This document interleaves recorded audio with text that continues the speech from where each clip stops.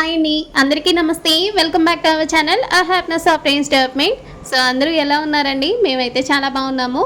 So ఇక్కడ నేను గులాబ్ జామ్ అయితే ప్రిపేర్ చేస్తున్నానండి. సో ఎర్లీ మార్నింగ్ అనమాట, 4:30 అనమాట. సో పూజ అయితే చేసేసి గులాబ్ జామ్ అయితే ప్రిపేర్ చేస్తున్నాను అనమాట. సో ఎందుకనంటే మా హస్బెండ్ బర్త్డే అనమాట. మా హస్బెండ్కి గులాబ్ జామ్ అయితే చాలా ఇష్టం అనమాట.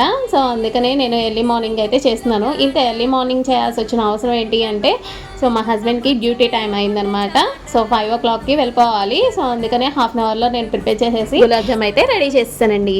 సో నాకైతే క్రాక్స్ లేకుండా అయితే గులాబ్ జామున్ వచ్చేసింది. ఇంతకీ అసలు విషయం ఏంటంటే, ఇంత వెడల్పాటి బాండి అనేది ఎందుకు పెట్టానంటే, సో పాకం అనేది ఈవెన్గా అబ్జర్వ్ చేసుకుంటుందని నేను అలా పెట్టానండి. So after half an hour తర్వాత గులాబ్ జామున్ అనేది రెడీ అయిపోయింది. సో ఎక్స్ట్రా టేస్ట్ కోసం నేను మిల్క్ మేడ్ అనేది యూజ్ చేశాను. సో ఇంకా గార్నిషింగ్ కోసం క్యాష్యూస్తో డెకరేషన్ అయితే తినిపించేసానండి. టేస్ట్ అయితే చాలా బాగుందన్నారు. వీడియో నచ్చితే లైక్ చేసి సబ్స్క్రైబ్ చేసుకోండి. Thank you for watching.